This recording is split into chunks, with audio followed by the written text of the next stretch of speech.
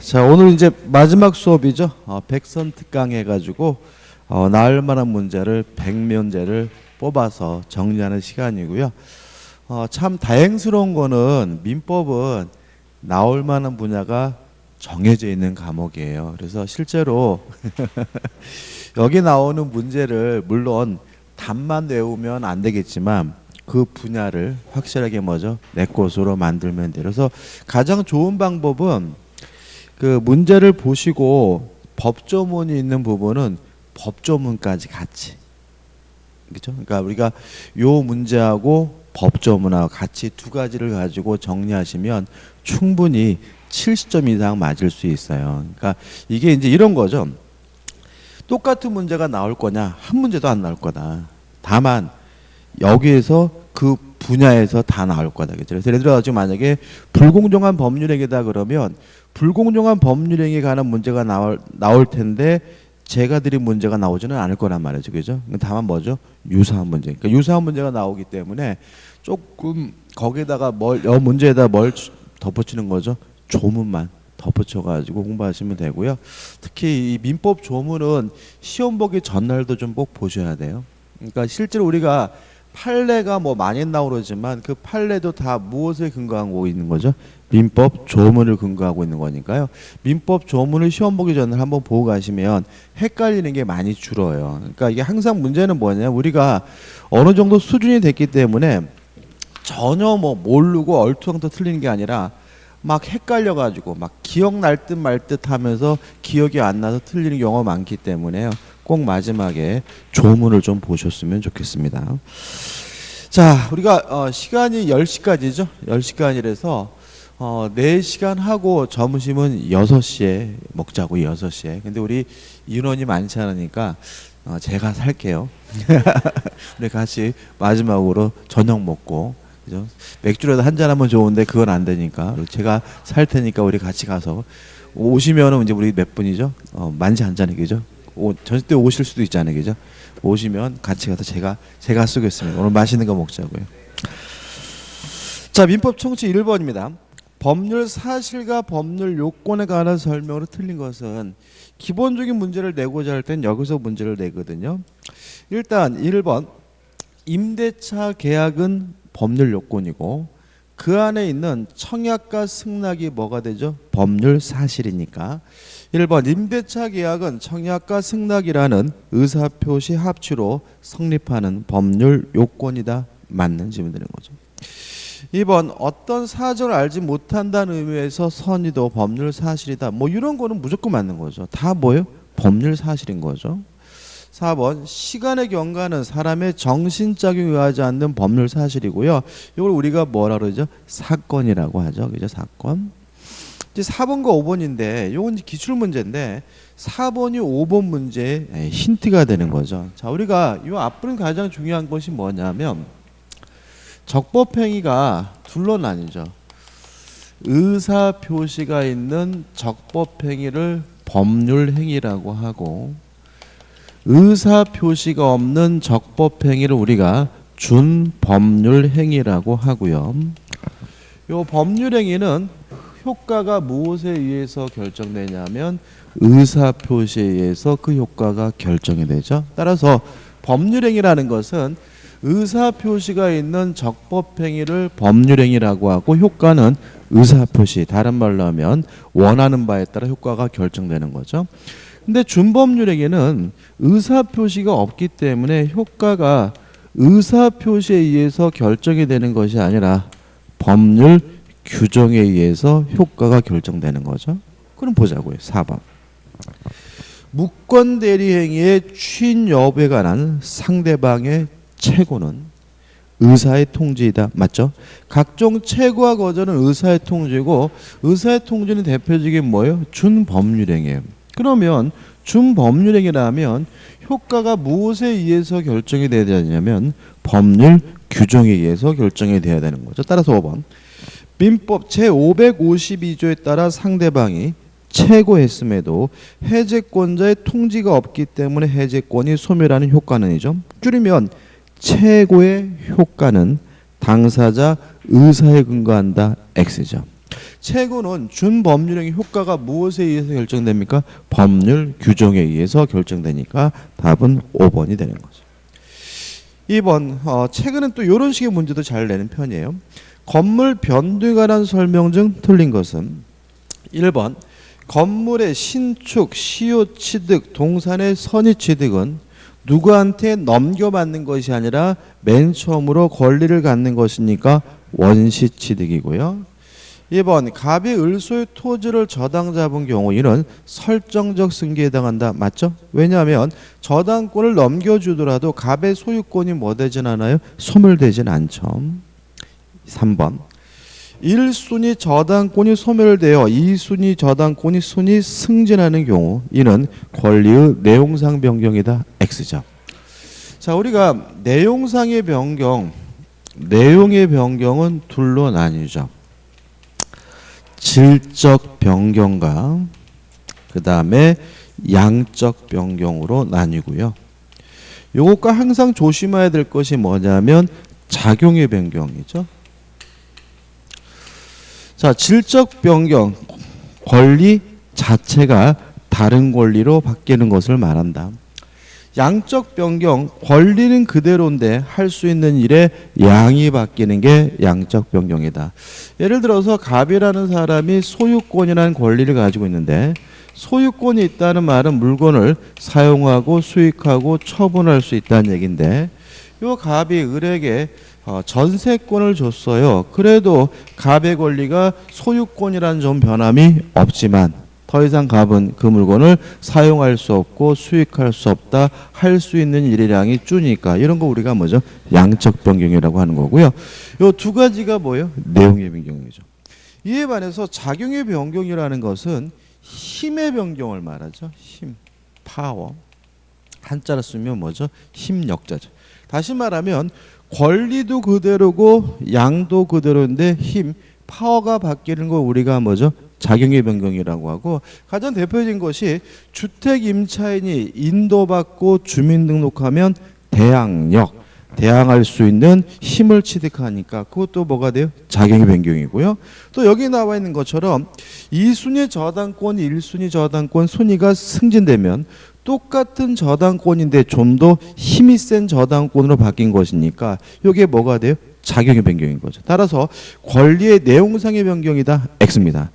권리의 내용의 변경이 아니라 뭐가 되는 거죠? 작용의 변경이 되는 거죠. 답은 3번이죠. 4번 갑이 소유하는 과학을 을에게 매각하여 그 소유권을 상실했다면 갑이라는 특정된 사람 입장에서 소유권이 없어진 것이니까 이건 우리가 권리의 상대적 소멸이라고 하고요. 5번 같은 것도 틀리는 분들이 계시더라고요. 그러니까 우리가 이전적 승계가 뭐예요? 권리를 넘겨줌으로써 권리가 소멸되는 것이 이전적 승계인데 요 이전적 승계가 둘로 나누는 거죠. 특정 승계와 포괄 승계. 그죠? 따라서 포괄 승계도 뭐의 일종이에요? 이전적 승계의 일종이잖아요. 따라서 5번 보시면 상속에 의하여 피상속이 가지고 있던 권리가 상속인에게 승계되는 것은 포괄 승계고 뭐의 일종이죠? 이전적 승계의 일종이니까 권리의 이전적 승계이다. 맞는 지문이 되고요. 답은 3번이 되는 거죠. 3번입니다. 자, 성립요건, 효력요건이 나올 수가 있는데 실제로 성립요건 하면 어떤 개념이 떠올라야죠? 요물계약이죠. 자, 왜냐하면 계약이 성립되기 위해서 일정한 물건이나 급부가 필요한 계약이 요물계약이니까 요물계약에서 요구하는 요건은 계약, 법률행위에 뭐가 되죠? 성립요건이 되는 거죠. 따라서 성립요건에 해당하는 것은 1번 요물계약에서 물건의 임대예요. 나머지 것들은 다 뭐가 되는 거죠? 유효요건, 효력요건이죠. 2번 대리행위에서 대리행위가 본인에게 효과가 있으려면 대리권이 존재해야 되니까 이건 뭐죠? 효과가 있으려면 유효요건이고요. 또 3번 당사자의 의사 능력이 없으면 무효죠. 행위 능력이 없으면 취소할 수 없죠. 이것도 뭐죠? 효력요건이고 4번 조건부 법률 조건의 성취는 정지 조건이 성취가 되면 효과가 생기고 해제 조건이 성취가 되면 효과가 없어지니까 뭐에 관한 문제죠? 효과에 관한 문제인 거고요. 5번 토지거래 허가구역 내 토지거래 계약에 관한 관할관청의 허가죠. 허가를 받아야 비로소 뭐가 되죠? 유효가 되니까 이런 것들은 뭐죠? 효력요건이고 답은 1번이 되는 거죠. 4번입니다. 법률행위에 관한 설명으로 옳은 설명을 모두 고른 것은이죠. 기억, 법률행위가 효력요건을 갖추지 않더라도 당사자가 의도한 법률효과가 발생한다. X. 말 그대로 효과가 발생하려면 뭘 갖춰야 돼요? 효력요건을 갖춰야 되겠죠. 이 니은번 법률행위의 규범적 해석이죠. 뭘 해석하는 겁니까? 표시행위의 객관적 의미를 탐구하는 거니까 당사자의 내심적 의사가 가지는 주관적 의미를 확정하는 것이다. X고요. 니은은 뭐에 대한 설명이죠? 자연적 해석에 관한 설명인 거죠. 디귿번 대리권 수행위는 위임장을 작성 교부하지 않더라도 성립하는 불요식행위다. 맞죠? 자, 우리 민법은 다 뭐예요? 불요식행위예요. 따라서 말로 하든 문서로 하든 뭐로 하든 상관이 없어요. 시험 범위 안에서 반드시 서면으로 해야 되는 게 있어요. 딱 하나예요. 뭐냐면 집합건물법에서 재건축 반대자에 대한 최고에 그거만 서면이에요. 그래서 우리가 집합건물법에서 재건축 반대자에 대한 최고만 서면으로 해야 되고요. 나머지 모든 것들은 말로 하든 문서로 하든 뭐로 하든 상관이 없기 때문에 디귿번 항상 뭐죠? 맞는 질문이죠. 그 다음에 리을번이죠. 자, 우리가 비출현행이라는 것이 뭐냐 하면 재산의 증가와 감소, 증감이 수반되지 않는 행위를 우리가 비출현행이라고 합니다. 다시 말하면 출현행위가 되려면 증가와 감소가 함께 일어나야 돼요. 근데 함께 일어나지 않는다면 뭐가 돼요? 비출현행인데 얘는 두 가지인 거죠. 첫째, 대리권의 수요죠. 대리권을 수요하더라도 재산이 증가되진 않고 감소되진 않고 아예 재산의 변동이 없으니까 대리권의 수요는 뭐죠? 비출현행이고, 그 다음에 중요한 것이 뭐죠? 소유권의 포기죠. 소유권의 포기가 이루어지게 되면 재산은 뭐하게 돼요? 감소가 되지만 제가 이 안경을 쓰레기통에 갖다 넣었다 그래서 누구의 재산이 증가되지는 않거든요. 따라서 이것도 뭐가 돼요? 비출현행이 되는 거죠. 왜요? 출현행이 되려면 증가와 감소가 수반돼야 되니까요. 따라서 리을번 타인의 재산을 증가시키지 않으면서 행위자의 재산을 감소시키는 법률행위가 뭐죠? 소유권의 포기고요. 소유권의 포기는 비출현행이니까 출현행위가 아니다. 맞는 지문이고요. 따라서 디귿 리을에서 5번이 답이 되는 거죠. 5번 문제. 법률행위의 목적에 관한 설명 중 틀린 것은 1번. 기억. 법률행위의 목적은 법률행위 성립 시에 확정되어 있지 않으면 무효이다. X죠. 이거는 뭐죠? 확정 가능성이다. 다시 말하면 확정되어야 유효한 것이 아니라 확정될 뭐만 있으면요? 가능성만 있으면 유효하기 때문에 네 기억번은 X죠. 니은번 원시적 불능인 법률행위는 무효이나 계약 체결상의 과실 책임이 문제될 수 있다. 맞네요. 정확히 맞죠. 디귿번 당사자의 기책 사유 없이 후발적 불능이 된 법률행위는 무효이다. X입니다. 후발적 불능은 물론 무효가 아니라 뭐죠? 유효하고요. 따라서 책임이 발생하게 되는데 이 디귿번처럼 기책 사유 없이 후발적 불능이 되면 위험 부담 문제가 되는 것이지 무효인 것은 아니에요. X는. 1번 일부 불능인 법률행위는 원칙적으로 법률행위 전부가 무효이다. 맞죠? 왜요? 일부가 무효면 전부가 무효인 것이 원칙이니까. 따라서 틀린 것은 기억 디귿에서 2번이 답입니다. 자, 6번입니다. 자, 이제 1번부터 5번까지는 한 문제 정도 나올 수도 있고 안 나올 수도 있는 부분이에요. 그죠? 근데 6번 반사회적 법률행위는 시험 문제가 반드시 나오는 부분이죠. 반드시. 그래서 6번 반드시 나오고, 따라서 어려운 건 없죠. 6번. 사회 질서에 반하는 법률에 관한 설명으로 옳지 않은 것은 1번. 오로지 보험사고를 가정하여 보험금을 취득할 목적으로 체결한 생명보험계약은 물론 뭐죠? 반사회적이니까 무효죠. 2번. 비자금을 소극적으로 은닉하기 위하여 임치한 것은 인간 본성의 발현이니까 뭐하지 않죠? 반사회적이지 않습니다. 따라서 사회질서에 반하는 법률행위로 볼 수 없다. 맞는 질문이죠. 3번. 첩계약은 무효입니다. 근데 첩에게 생활비를 주기로 하는 건 유효하거든요. 따라서 부채관계를 청산하면서 희생의 배상 내지 장래의 생활대책 마련의 의미로 금원을 지급하기로 한 약정은 공소양속에 반하지 않는다. 다시 말하면 반사회적이지 않는다. 맞는 질문이죠. 4번. 반사회적 법률에 의한 무효를 가지고 선의 제3자에게 대항할 수 없다. X에. 왜요? 절대적 무효잖아. 근데 이것도 막 헷갈려. 이것도 막, 그죠? 근데 여러분들이 헷갈리면은 대항할 수 없다를 뭐로 바꿔서 다시 한번 읽어보시냐면 주장할 수 없다로 바꿔서 한번 읽어보세요. 그죠? 그럼 다시 한번 읽어볼까요? 반사회적 법률 무효를 가지고 선의 제3자에게 주장할 수 없다. 그러면 더 쉬워지죠. 그렇지 않습니까? 제3자는 우리가 알잖아요. 절대적 무효이기 때문에 제3자는 전혀 뭐하지 않아요? 보호하지 않아요. 따라서 선의 제3자들을 보호하지 않는다는 말은 무효를 가지고 선의 제3자에게 뭐 할 수 있다는 얘기예요? 주장할 수 있다는 얘기니까 헷갈려 하지 마시고 답은 뭐죠? 4번이 되는 거죠. 5번. 형사사건에 관한 변호사의 성공보수 약정은 재판의 결과를 금전적 대가와 결부시키는 것으로서 사회질서 위반되는 것으로서 평가될 수 있다. 맞는 질문이죠. 근데 여기서 하나 추가할 것은 뭐냐면 법률 행위시를 기준으로 한다. 이게 또 나올 수 있죠. 다시 말하면 어떤 법률 행위가 반사회적인지 아닌지 그 여부는 언제를 기준으로 해요? 법률 행위 시를 기준으로 해요. 따라서 이런 식의 질문이 나올 수 있어요.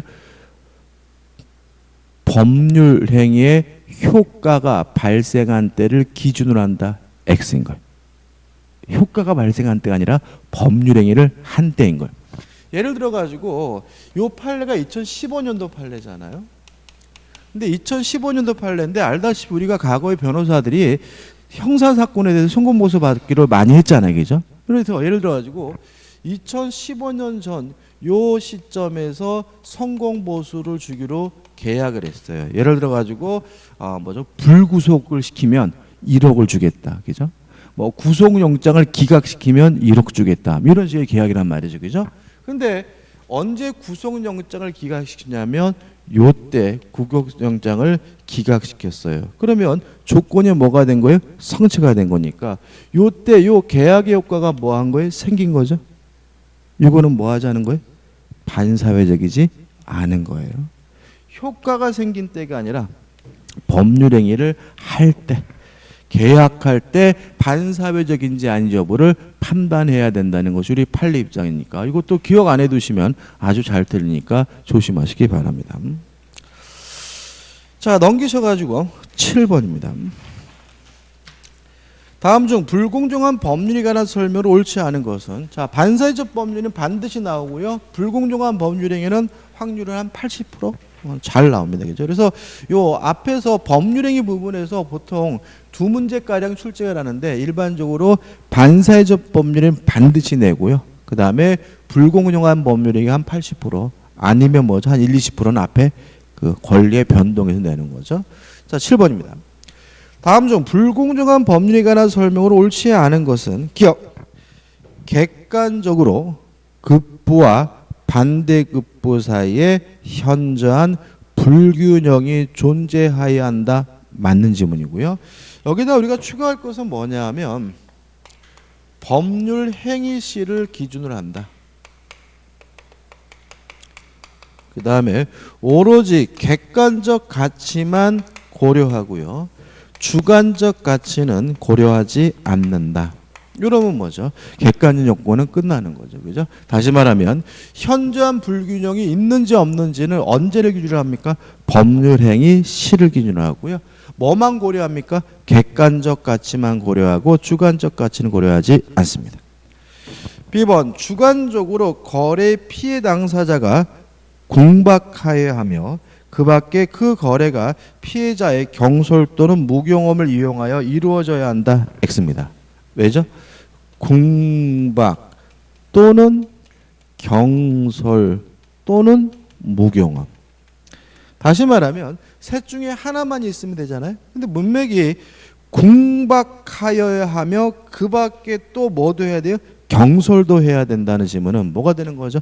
X가 되는 거죠. 셋 중에 하나만 있으면 되고요. C. 궁박이라 하면 뭐냐? 급박한 공공을 의미하는 것으로서 경제적 원인에 기인할 수도 있고 정신적 또는 심리적 원인에 기인할 수 있다까지는 맞아요. 그죠? 근데 그리고 무경험이라 특정 거래 영역에서의 요구되는 경험의 부족을 의미한다. X죠. 이것도 시험이 참 잘 나오죠. 특정 거래 영역이 아닙니다. 뭐죠? 일반적 거래죠. 그죠? 일반론적으로 그 사람에게 경험이 있느냐 없느냐 이렇게 따지는 것이지 특정한 물건을 사본 적이 있느냐 없느냐 이렇게 따지는 것은 아니기 때문에 C번은 뭐죠? X가 되는 거죠. D. 대리인을 통해 거래가 이루어진 경우에 경솔무경험은 법률행위란 대리인을 기준으로 하고요.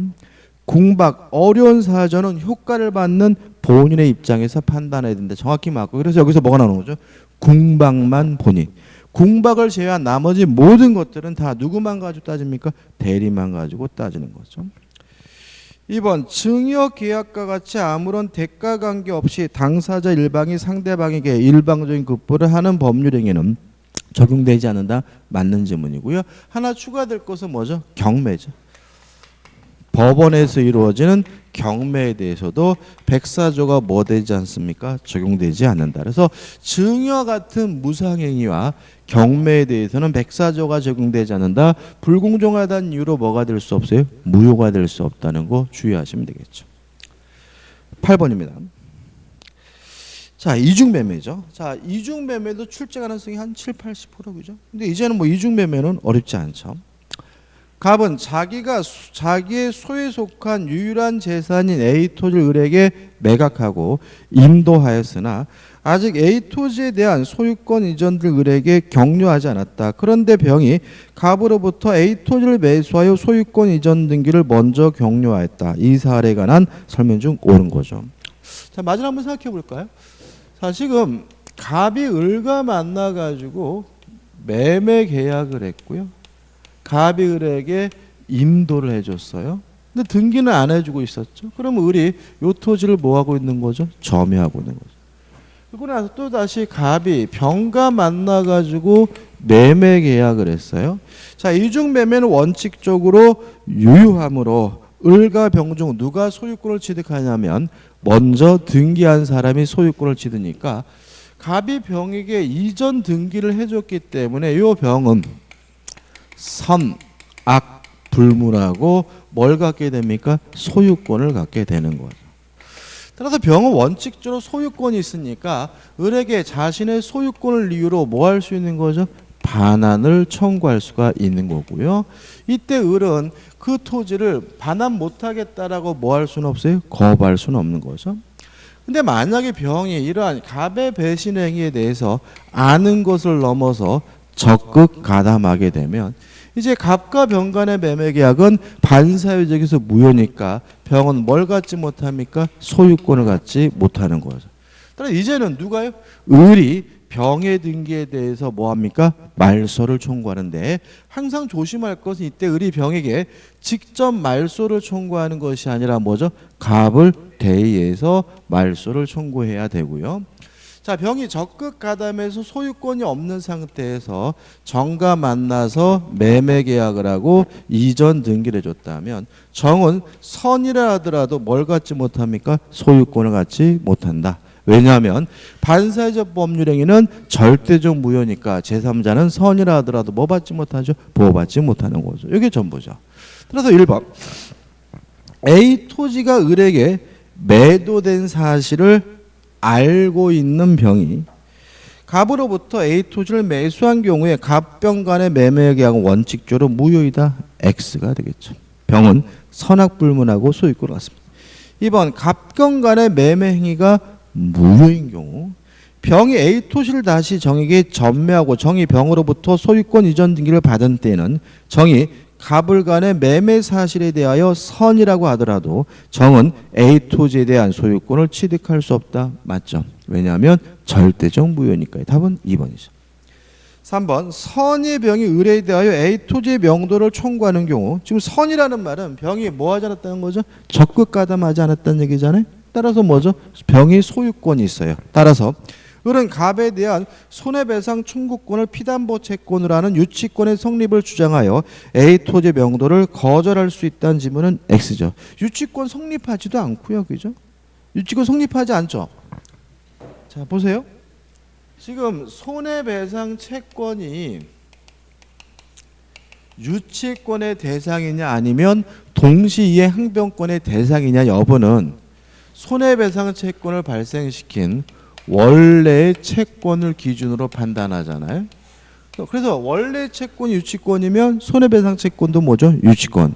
원래 채권이 동시항변권이면 손해배상 채권도 동시항변권이잖아요. 근데 을은 요 갑과 매매 계약을 해서 이전 등기를 해주지 않아서 발생한 손해배상 채권이라면 원래 채권이 매매 계약에 기한 것이니까 뭐인 거죠? 동시이행 항변권인 거고요. 따라서 손해배상 채권도 뭐예요? 동시이행 항변권이지 유치권이 성립될 수는 없는 거죠. 4번 병이 A 토지에 대한 갑을 간의 매매 사실 및 갑이 무자적인 사실을 갑으로부터 A 토지를 매수한 시점에 알았어요. 알아도 병은 뭘 갖습니까? 소유권을 갖습니다. 갑병 간의 A 토지 매매 계약이 상당하다고 하더라도 을은 갑병 간의 매매를 사해 행위로서 취소할 수 있다. X입니다. 자, 이중 매매는 사해 행위란 이유로 뭐 할 수 없어요? 취소할 수 없다는 거 결론 꼭 기억해 두셔야 되겠죠. 5번입니다. 자, 지금 을이 인도를 받아서 점유를 하고 있죠. 그래도 뭐는 없어요? 소유권은 없어요. 그러면 을의 점유는 자주점유일까요? 타주점유일까요? 자주죠. 왜냐하면 자주냐 타주냐 여부는 속으로 무슨 생각을 하고 있는지는 고려하지 않고 점유를 개시하게 된 객관적 외형적 원인만을 따지는데 을의 점유 개시 원인은 매매잖아요. 매매니까 무슨 점이에요? 자주점이고 따라서 지금 을은 당장은 뭐가 없어요? 소유권이 없지만 20년 지나면 소유권을 뭐 할 수 있어요? 취득시효할 수 있고요. 취득시효가 완성됐다면 을은 완성될 당시의 소유자인 병에게 취득시효 완성을 이유로 이전 등기해달라고 뭐 할 수 있는 거죠? 청구할 수가 있겠죠. 그죠? 따라서 5번 을이 A 토지를 인도받아 점유를 개시한 때로부터 25년이 경과했어요. 20년 지났죠. 따라서 을이 A 토지를 시효 취득할 수 있는 여지는 없다. X가 되는 거고요. 옳은 것은 뭐죠? 2번인 거죠. 9번입니다.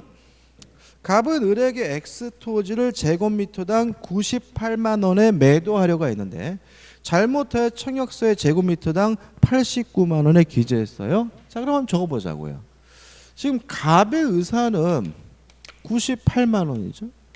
그런데 뭐라고 했습니까? 89만 원이라고 했죠. 자, 의사 표시가 뭐가 됐어요? 불일치됐어요. 그러면 법률행위 해석을 해야죠. 자, 규범적 해석을 하면 표시된 대로 뭐이겠어요? 89만 원. 자연적 해석을 하게 되면 의사대로 뭐요? 98만 원이겠죠. 자, 규범적 해석이 원칙이에요? 자연적 해석이 원칙이에요? 규범적 해석이죠. 따라서 원칙은 뭐죠? 표시된 대로 89만 원인 거죠. 따라서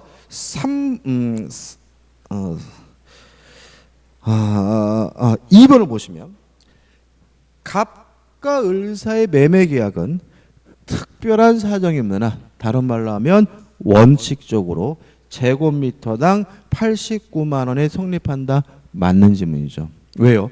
무슨 해석을 하는 게 원칙이에요? 규범적 해석을 하는 게 원칙이죠. 그 다음에 또 하나 좀 조심할 것은 우리가 착오는 규범적 해석을 해야죠. 그죠?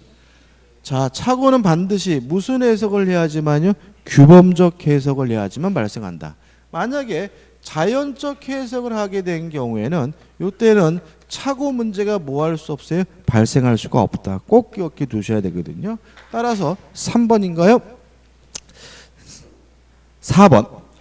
만일 갑과 을이 제곱미터당 98만 원에 합의했대요. 그러면 제곱미터당 98만 원에 합의했다는 말은 무슨 해석인 거예요? 자연적 해석인 거고, 자연적 해석의 경우에는 착오 문제가 발생할 수가 없으니까 계속 보시면 합의하였으나 제곱미터당 89만 원으로 기재되었다면 갑은 착오를 이유로 매매 계약을 취소할 수 없다. 맞는 지문이 되는 거죠. 다시 이제 문제로 갑니다. 이에 대을이 승낙하였다. 그 X토지 시가가 제곱미터당 158만 원을 폭등하자 갑이 병에게 X토지를 제곱미터당 158만 원에 매도하고 소유권을 이전해 주었다. 이제 문제가 뭐로 바뀌었습니까? 이중매매로 바뀌었죠. 참 문제 잘 맞는 것 같아요. 자, 이중매매는 원칙이 뭐합니까? 유효합니다. 이중매매가 뭐인 건 아니에요? 사기인 건 아니에요. 따라서 1번. 을은 갑과 병사의 매매 계약을 사기를 이유로 취소할 수 없다. O 맞는 질문이죠. 3번. 을은 병명이 이루어진 소유권 이전 등의 말소를 청구할 수 없다. 맞는 질문이죠. 왜요? 병은 선악불문하고 뭘 가져요? 소유권을 가지니까요. 근데 만약에 병이 적극 가담해서 반사회적에서 무효면 제3자는 선이라 하더라도 뭘 갖지 못해요? 소유권을 갖지 못하니까 5번. 만일 갑의 배임행위에 적극 가담한 병으로부터 선의 정이 X토지를 취득하였다면 정은 갑과 병사의 매매 계약의 유효를 주장할 수 있다는 질문은 뭐가 되죠? X가 되고요. 답은 뭐죠? 5번이 되는 거죠. 이런 문제를 주옥 같다고 하죠. 주옥 같다. 아, 참 문제 잘 만든 것 같아요. 이런 거. 제가 만든 문제 아닙니다. 10번입니다. 제가 주옥 같다라 그랬더니 어떤 분이 인터넷 강의 듣고 발음 조심. 무슨 뜻인지 알겠죠, 그죠? 주옥 같다를 또 이상하게 들으셔가지고 10번입니다. 의사 표시가 난 기술 중 맞는 것은 모두 그런 거죠. 기억. 진이 아닌 의사 표시는 상대방 없는 의사 표시는 그 적용이 없다. X. 적용이 돼요. 따라서 다만 항상 뭐죠? 유효하기 위해서. 니은번 증여세를 면탈하기 위하여 매매 형식을 빌리는 경우 증여죠. 이 증여를 우리가 뭐라 그러죠? 은닉행위라고 하죠. 그죠? 은닉행위는 뭐죠? 유효하니까 허위 표시로서 무효이다. X가 되네요. 디귿번 매도인의 대리인이 매수인에게 사기를 했어요. 자, 사기를 쳤는지 안 쳤는지 누구만 가지고 따집니까? 대리인. 따라서 대리인이 사기를 쳤다면 본인이 알던 모르던 상관없이 상대방은 항상 뭐 할 수 있죠? 취소할 수 있으니까 매도인이 본인이 그 사실을 알았거나 알 수 있었을 경우 하나요. 매수인이 매매 계약을 취소할 수 있다. X가 되는 거죠. 1번 상대방이 의사표 수령을 거절해요. 자, 정당한 이유 없이 거절하게 되면 도달된 것으로 간주가 되거든요. 따라서 그 효력이 생기지 아니한다. X가 되는 거죠. 자, 의사표는 원칙적으로 뭐죠? 발신주의입니다. 도달주의입니다. 다만 예외가 뭐가 있어요? 발신주의가 있죠. 가장 대표적인 것이 미인번 계약의 승낙. 청약에 대한 답장의 승낙은 뭐죠? 발신주의고 또 사원충의 소집 통지도 뭐죠? 발신주의니까 미음만 맞죠. 답은 뭐죠? 3번이 되네요. 그 다음에 이제 11번, 12번은 이제 뭐가 되는 거죠? 진의 의사표시인데 진의 의사표시는 두 가지입니다. 사례와 판례. 사례와 판례. 11번은 뭐죠? 사례인데 사례는 뭐죠? 고정적이에요. 정해져 있어요. 11번. 갑은 증여 의사도 없이 을에게 자기 소유 부동산을 증여하기로 약속하는 그 이행으로 을에게 위 부동산의 소유권을 이전해 주었다. 다음 설명 중 옳은 거죠. 그럼 생각해 보자고요. 갑이 을에게 증여하겠다고 하면서 갑이 을에게 이전 등기를 해줬는데 요 증여가 진이 아닌 의사표시, 비진의 표시인 거죠. 증여의 마음 없이 이렇게 됐잖아요. 자, 을은 원칙적으로 소유권을 갖습니다. 왜요? 진이 아닌 의사표시는 원칙이 뭐한 거죠? 유효한 거죠. 다만 을이 알았거나 또는 알 수가 있었을 경우에는 무효니까 이때 을은 뭘 갖지 못해요? 소유권을 갖지 못하죠. 다시 말하면 진이 아닌 의사표시는 원칙적으로 유효하지만 상대방이 알았거나 알 수 있었으면 뭐가 되죠? 무효가 되는 거잖아요. 근데 여기서 우리가 생각해 볼 것은 또는이죠. 또는. 따라서 원칙에 따라서 을이 소유권을 가지려면 을은 선이이고 and 무과실이어야 한다. 원칙이 더 어렵습니다. 원칙이 경우의 수가 더 좁아요. 근데 이걸 왜 원칙이라고 하느냐? 이 문제에 대해서 우리 판례는 을은 선이이고 무과심을 뭐 받는 거죠? 추정받는다는 거죠. 원칙이 유효하니까 을은 선이이고 무과실임을 추정받기 때문에 을 스스로 자신이 선이이고 무과실임을 뭐 할 필요 없어요?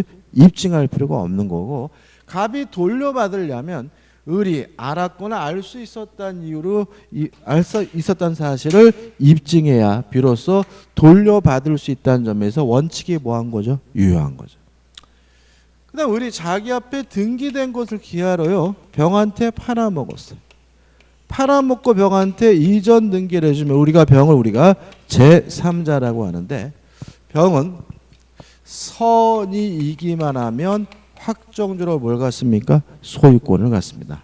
왜냐하면 통정어의 표시 무효는 선의 제3자에게 대항하지 못하니까요. 항상 조심할 것은 이 병은 뭐까진 필요 없죠? 무과실까진 필요가 없습니다. 또 모든 제3자는 선임을 추정받기 때문에 스스로 자신이 선임을 뭐 할 필요 없어요? 입증할 필요가 없다는 것까지 정리하시면 퍼펙트합니다. 그럼 보자. 1번 갑에게는 증여의 진정한 의사가 없었으므로 위 계약은 을의 선의 악의에 관계없이 무효이다. X. 진이 아닌 의사표시는 원칙이 유효한 거죠. 2번 을이 계약 체결 시에 갑에게 증여 의사가 없음을 모른 경우에는 증여 계약은 유효함으로 X죠. 자, 이거 항상 조심하세요. 자, 원칙에 따라서 유효하려면 을은 선이이고 and 뭐예요? 무과실해야 돼. 다시 말하면 선이이기만 하더라도 뭐한 것은 아니에요? 유효한 것은 아니기 때문에 2번도 뭐가 돼요? X가 되는 거죠. 3번 을이 계약 체결 시에 갑에게 증여 의사가 없었음을 알았더라도 증여 계약은 유효함으로 X죠. 선이이고 무과실효에 뭐한 거죠? 유효한 거죠. 4번 을이 계약 체결 시에 주의를 다했더라면 갑에게 증여 의사가 없음을 알 수 있었어. 이걸 우리가 뭐라 그러죠? 과실이라고 하죠. 과실이 있으면 무효니까 증여 계약은 유효함으로 X죠. 5번 을이 이러한 사정을 전혀 모르는 제3자 병이죠. 병은 선이면 확정적으로 뭘 갖습니까? 소유권을 가져요. 왜요? 무효라 하더라도 선의 제3자에게 대항할 수가 없는 거잖아요. 따라서 모르는 제3자 병에게 이 부동산을 전매한 경우에 갑은 증여의 무효를 주장하여 병에 대하여 소유권 이전 등의 말소를 청구할 수 없다. 맞는 지문이고 답은 5번이 되는 거죠. 자, 12번은 이제 진이 아닌 의사표시가 관한 뭐예요? 판례들이죠. 1번. 자, 강박을 당했으면 강박을 이유로 취소할 수 있습니다. 다만 강박 자체가 뭐인 것은 아니에요? 진이 아닌 의사표시인 것은 아니에요. 자, 왜 그러냐면 진이 아닌 의사표의 진이란 진정으로 마음속에서 바라는 바가 아니라 특정된 행위와 관련된 진이 의사거든요. 따라서 4번부터 보시면 4번. 비록 표의자가 의사표시의 내용을 진정으로 마음속에서 바라지는 아니었더라도 당시의 상황에서 그것이 최선이라고 판단하여 그 의사표시를 하였을 경우에는 이를 내심의 효과 의사가 결여된 진이 아닌 의사표시라고 할 수 없다. 맞는 질문이죠. 왜요? 진이 아닌 의사표시 진이는 진정으로 마음속에서 바라는 바가 아니니까요. 1번 비록 재산을 강제로 뺏긴다는 것이 표의자의 본심으로 잠재되어 있었다 해도 표의자가 강박에 의해서나마 증여를 하기로 하고 그에 따른 증여의 의사표시를 하신 이상 증여의 내심의 욕과 의사가 결여된 것이라고 할 수는 없다. 맞죠? 왜요? 강박이 있으면 강박을 이유로 취소할 수 있을지언정 이 자체가 뭐인 것은 아니에요. 진이 아닌 의사표시인 것은 아니니까요. 2번입니다. 무리를 일으킨 사립대학 조교수가 사직원이 수리되지 않을 것이라고 믿고 사퇴 수습을 위하여 이사장 앞으로 형식상 사직원을 제출했어요. 그럼 이건 명백히 의사와 표시가 불일치되어 있고 알면서 한 거니까 뭐예요? 진이 아닌 의사표시. 앞에서 이렇게 나왔잖아요. 사직원이 수리되지 않을 것이라고 믿고라는 말은 사직할 마음이 없는데 뭘 낸 거예요? 사직서를 낸 거니까 이거는 뭐인 거죠? 진이 아닌 의사표시인데 원칙적으로 유효하죠. 따라서 그러한 사실을 알았거나 알 수 있었을 경우 아니라면 그 의사표시에 따라 효력이 발생한다. 맞는 질문이죠. 근데 이 질문의 특이한 것은 대학교 조교수가 아니라 사립대학교라고 해놨죠. 왜 그런 거예요? 국립대학교 교수면 얘기가 달라진다. 왜요? 국립대학교 교수의 신분은 공무원이니까 공무원의 사직서 제출하기는 공법상행위고 공법상행위에 대해서는 진이 아닌 의사표시나 민법 규정이 뭐 되잖아요? 적용되지 않는 거죠. 그래서 뭐라 하는 거예요? 사립대학 조교수라고 적어놓은 거잖아요. 답은 뭐죠? 3번인 거죠. 공무원이 게임 끝이죠. 사직의 의사표시라여 의원 면직 처분이 이루어진 경우에 사직원 제출자의 내심의 의사가 사직할 뜻이 아니었다면 진이 아닌 의사표시나 민법 107조가 준용된다. X. 우리 민법은 개인과 개인 간의 관계 사법상 영역에 대해서 적용되고요. 공법상 영역에 대해서는 적용되지 않으므로 답은 뭐죠? 3번이 되는 거죠. 5번입니다. 계약이 대리인에 의하여 체결된 경우 그 대리인의 진위가 본인의 이익이나 의사에 반하여 자기 또는 제3자의 이익을 위한 거예요. 이걸 우리가 대리권 남용이라고 합니다.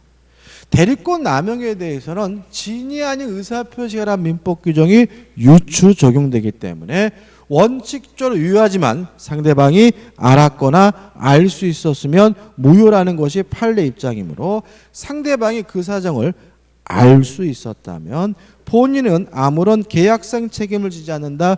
맞는 질문이 되는 거죠. 왜? 무효니까요. 답은 3번입니다. 자, 13번은 이제 통정어휘 표시죠. 뭐 통정어휘 표시는 뭐가 중요한 거죠? 사례가 중요한 거죠. 사례. 판례가 중요하지는 않습니다. 통정어휘 표시는.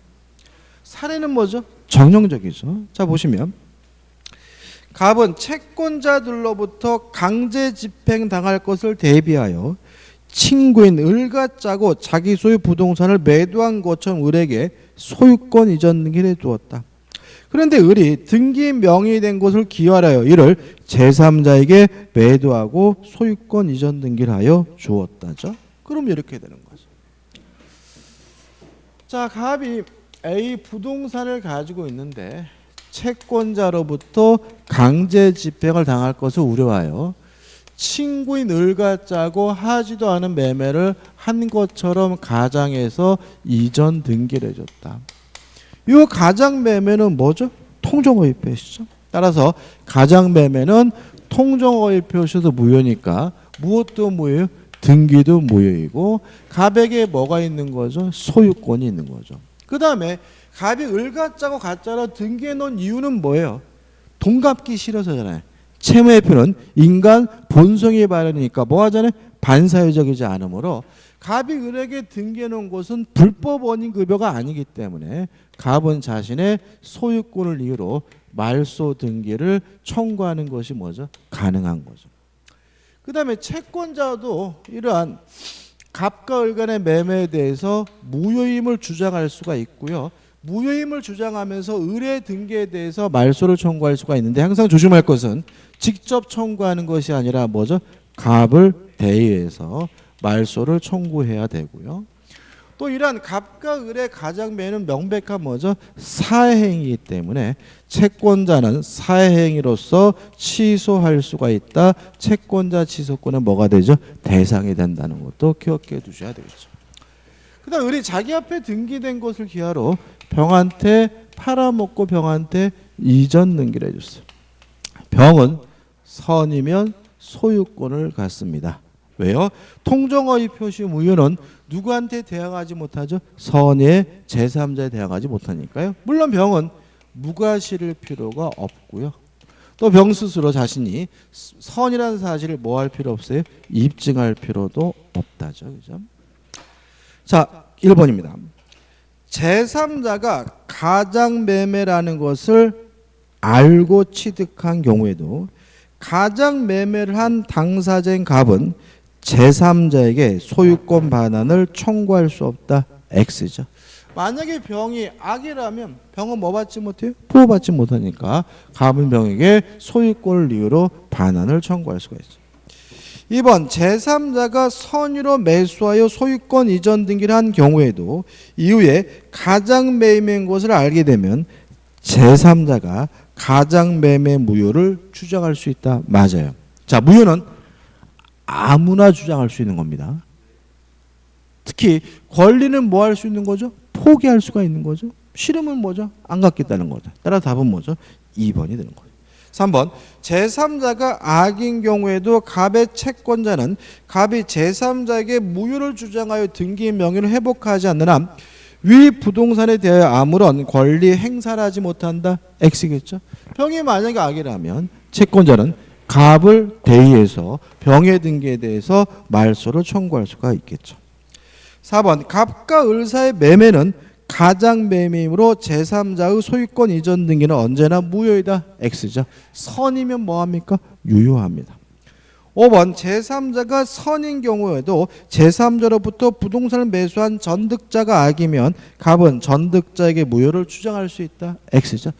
병이 선이어서 확정적으로 뭘 가지면요? 소유권을 가지면 그 후에 취득한 전득자는 선악 불문하고 뭘 갖습니까? 소유권을 갖기 때문에 5번도 X입니다. 답은 뭐죠? 2번이죠. 14번입니다. 이거 문제를 잘 읽어야 되거든요. 갑은 현재 그린벨트로 지정된 토지가 해제되면 많은 차익을 얻을 수 있다는 소문을 듣고 그러한 사실을 내색하지 않은 채 A씨의 그린벨트 내의 토지를 소유한 을과 교섭하여 10% 비싼 가격으로 매입하였다. 그러나 매수한 토지가 그린벨트 해제 대상에서 제외된 경우 다음 설명 중 가장 타당한 거죠. 자, 두 가지 문제가 있습니다. 이 매매 이야기에. 첫째는 그린벨트가 해제될 줄 알았는데 해제가 안 됐다는 점. 두 번째는 가격을 10% 뭐죠? 비싸게 구입했다는 점. 이 두 가지인 거죠. 자, 그린벨트가 해제된 줄 알았는데 해제가 안 된 것은 뭐의 착오죠? 동기의 착오죠. 동의하시나요? 자, 이 사람이 땅을 왜 샀습니까? 그린벨트가 해제가 되면 땅값이 오를 줄 알았잖아요. 근데 그린벨트가 해제가 안 됐다면 토지를 매수하게 된 뭐예요? 동기의 착오니까 원칙적으로 착오를 이유로 뭐 할 수 없어요? 취소할 수가 없지만 그 동기가 상대방에게 표시가 되든지 아니면 유발된 경우에만 착오를 이유로 취소할 수가 있는 거잖아요. 근데 문제에서 뭐라고 나오냐면 내색하지 않은 채라고 나와 있죠. 따라서 명백히 동기가 뭐 된 바가 없어요? 표시된 바, 물론 유발도 안 됐고요. 따라서 착오를 이유로 뭐 할 수 없는 거죠? 취소할 수 없는 거죠. 그 다음에 10% 비싸요? 자, 이거 물론 이건 착오입니다. 착오가 되려면 착오를 이유로 취소하려면 중요 부분이어야 되거든요. 그죠? 근데 시가, 가격에 관한 착오는 뭐가 아닙니까? 중요 부분이 아니죠. 따라서 10% 비싸게 산 것은 뭐가 아닙니까? 중요 부분이 아니기 때문에 착오를 이유로 뭐 할 수 없어요? 취소할 수 없어요. 그럼 결국은 결론은 착오를 이유로 뭐 할 수 없는 거예요? 취소할 수 없는 것이니까 4번 갑은 매매 계약의 착오를 이유로 취소할 수 없다. 이게 답인 거예요. 나머지 것들은 뭐예요? 억지로 만든 지문에 불과한 거죠. 그죠? 여기까지고 좀 쉬었다가 15번부터 보도록 하겠습니다.